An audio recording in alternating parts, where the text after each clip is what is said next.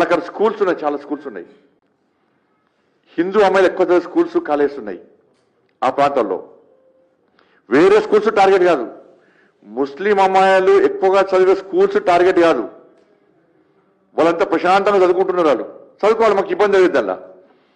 కానీ ఎక్కడైతే హిందువుల యొక్క స్కూల్స్ ఉన్నాయో, హిందూ అమ్మాయిలు ఎక్కువగా ఉన్న స్కూల్స్ కాలేజెస్ ఉన్నాయో వాటిని టార్గెట్ చేస్తున్నారు.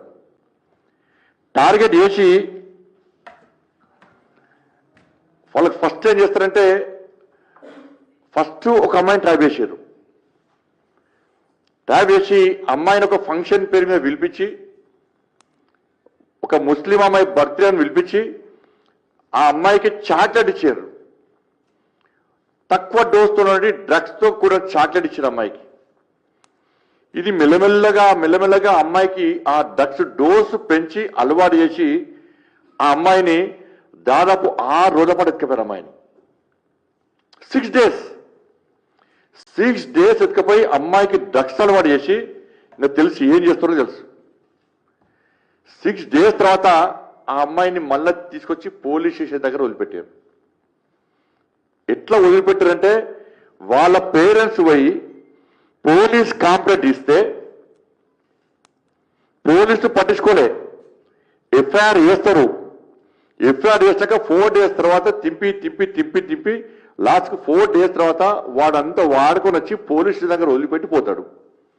వదిలిపెట్టినాక ఏమవుతుంది, పోలీసు వాళ్ళు ఏం చేస్తారంటే, చేస్తే ఒక ఎఫ్ఐఆర్ చేస్తారు, దాని డ్రగ్స్ కేసు పెడతారు, ఫోక్సో కేసు పెడతారు, అన్ని పెడతారు దానిలో. కానీ వ్యక్తిని అరెస్ట్ చేయరు. మీ అమ్మాయి మీకు వచ్చింది కదా, అమ్మాయిని ఏం చేయలేదు కదా, మీరు ఏం మాట్లాడకండి, మీరేమన్నా మాట్లాడితే వాళ్ళు వచ్చి మళ్ళీ అమ్మాయిని చంపుతారు. ఇది ఎవరు చెప్తారు? ఇది పోలీసు వాళ్ళు చెప్తారు. ఇది స్థానిక కూడా కొంతమంది పోలీసు వాళ్ళు చెప్తారు. ఆ అమ్మాయి పేరెంట్స్ ఏమంటారు, నిజంగా ఇది వాస్తవం కావచ్చు, మా అమ్మాయి అయితే మాకు దక్కింది, ప్రాణాలతో దక్కిందని చెప్పి అమ్మాయి వాళ్ళ పేరెంట్స్తో వెళ్ళిపోతుంది.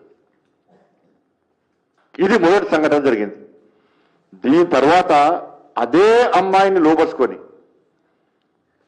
డ్రగ్స్ ఇచ్చి నగ్నంగా వీడియోలు తీయడము,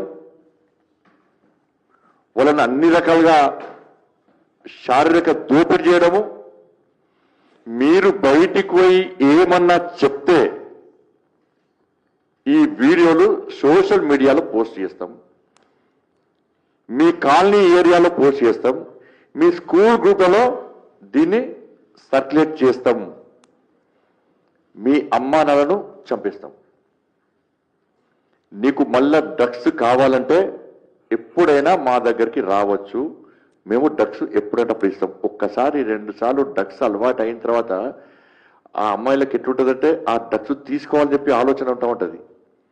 ఇవాళ ఇదే పరిస్థితి ఆడ స్టార్ట్ అయింది. ఆ ఒక్క అమ్మాయిని ట్రాప్ చేసి నెక్స్ట్ ఏం చేసిండ్రు,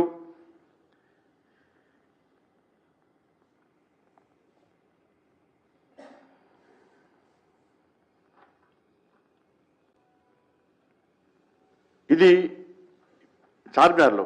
ఇక్కడ జరిగేది ఎవరి మీద అంటే, ఒక 20 సంవత్సరాల నుంచి 20 సంవత్సరాలు 30 సంవత్సరాల నుంచి పుట్ట కూటి కోసం, ఉపాధి కోసం ఇవాళ బెంగాల్ నుంచి చాలా మంది బెంగాల్ వాసులు, బెంగాలీ హిందువులు అందరూ కూడా